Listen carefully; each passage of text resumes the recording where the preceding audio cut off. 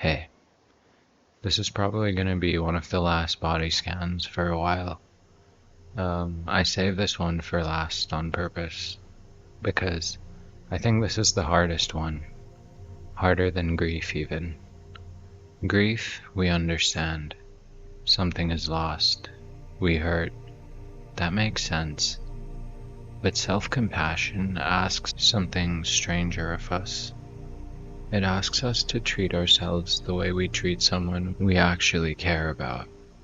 And for a lot of people, that's not just difficult. It feels kind of wrong. Like cheating somehow. Like if you're too kind to yourself, you'll lose your edge, or stop improving, or let yourself off the hook for things you shouldn't be let off the hook for. I want to talk about that for a second before we start. The research on self-compassion, and there's a lot of it, most of it coming from a psychologist named Kristin Neff, who basically built the field, consistently shows the opposite. People who practice self-compassion are not less motivated. They're not less accountable. They don't perform worse or care less. They actually show more resilience after failure, more willingness to try difficult things, more honest self-assessment, because they're not terrified of what they'll find when they look at themselves clearly. The harsh inner critic doesn't make you better, it just makes you more afraid. So that's what we're working with today. Not to become someone who never self-criticizes, just to loosen the grip of the voice that's meaner to you than it would ever be to anyone else. Find a comfortable position, whatever feels right.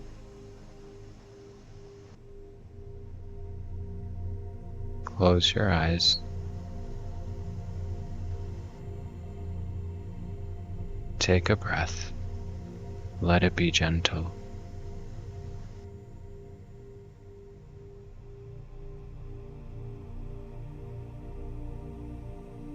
Let's start by just checking in. What's the general quality of how you've been treating yourself lately? I'm not asking what's happened to you, but how have you been talking to yourself in your own head when you make a mistake, when you fall short of something, when you look in the mirror, when you lie awake at night? Just notice. No judgment about the judgment, just honest.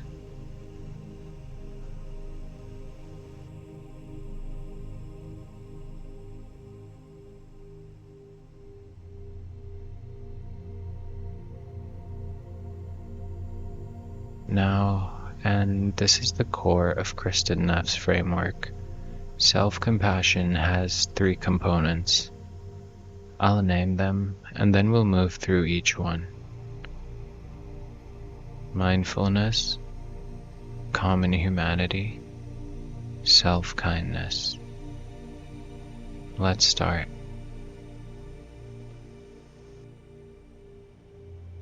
Mindfulness. This just means acknowledging what's actually happening, without exaggerating it or suppressing it. Most of us do one or the other. We either spiral, this is terrible, I always do this, everything is wrong, or we push it down and pretend we're fine. Mindfulness is the middle path. Just, this is hard right now. This hurts. I'm struggling with this. So bring to mind something that you've been hard on yourself about lately. Something specific. It doesn't have to be big. Just something that's been sitting there.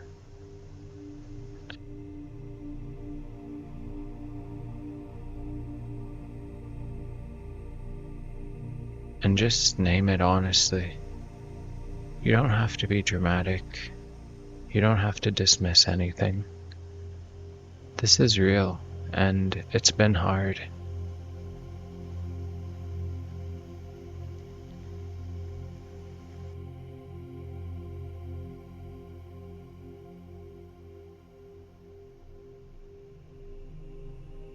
Next is common humanity. This is one people underestimate. The tendency when we're suffering, especially when we're suffering because of something we did or didn't do, is to feel uniquely terrible about it. Like everyone else has it together, and you're the only one who struggles with this particular thing. You're not. Whatever you just brought to mind, there are people all over the world sitting with something similar right now.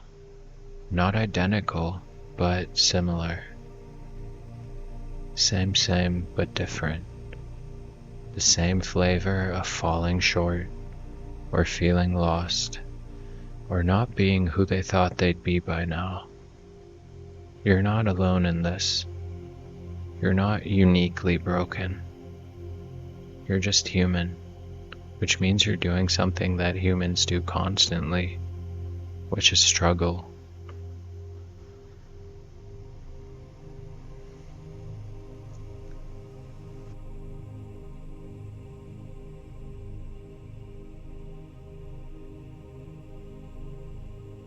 Let that land for a moment, the not aloneness of it. There's so many of us.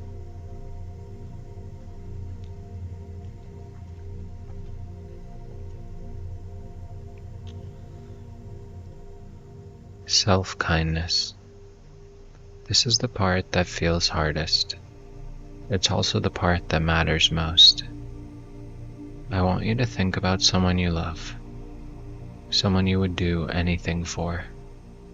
A close friend, a sibling, a partner, your kid if you have one. Someone whose well-being genuinely matters to you.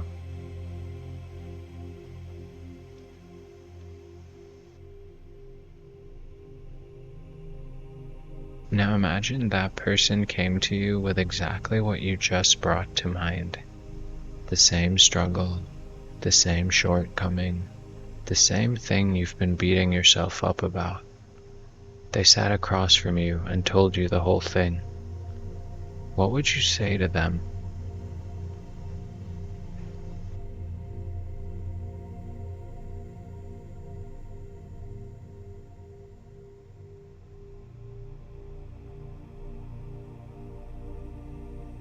You wouldn't say what your inner critic says to you.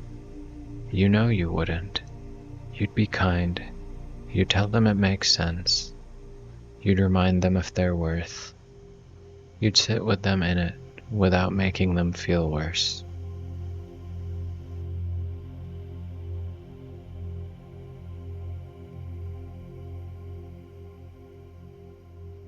So say that to yourself. Whatever you would say to them. Say it inward. It might feel strange. Say it anyway.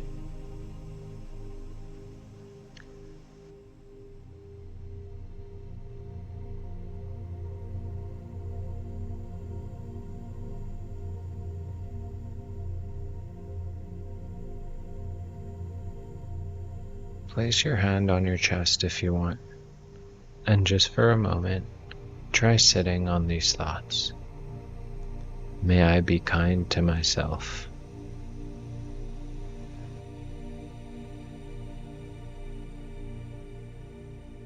May I give myself what I need.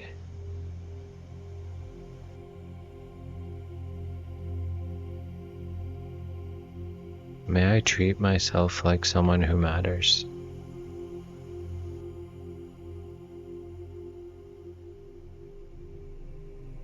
Because I am someone who matters.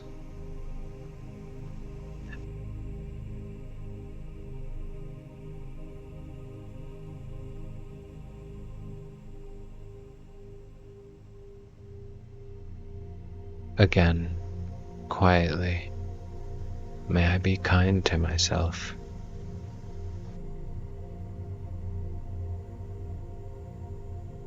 May I give myself what I need.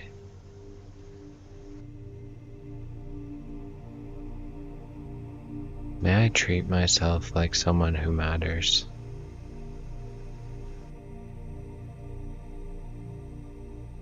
because I am someone who matters.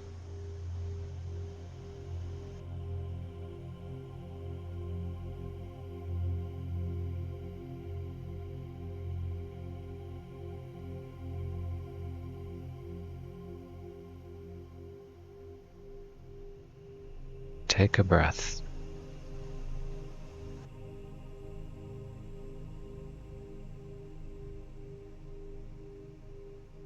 I want to end this one and this whole series with something simple. You showed up for all of this. Maybe 12 meditations. That's not nothing. That means something about you, about the kind of person you're trying to be, the kind of inner life you're trying to build, that deserves to be acknowledged, not by me, by you. So just take a second, quietly, and acknowledge that you showed up.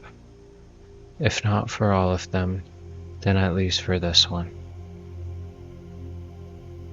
Acknowledge that you're trying, that trying counts, even when it doesn't feel like enough, even when the results aren't what you hoped, even when tomorrow you'll have to start again.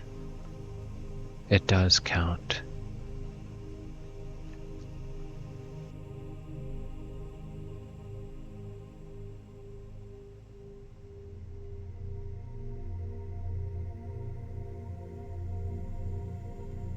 Take one last breath, full and slow.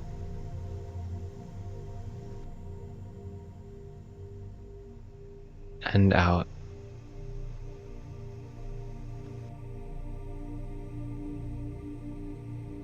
Be good to yourself today. And if you can't manage that, just be a little less hard on yourself than usual.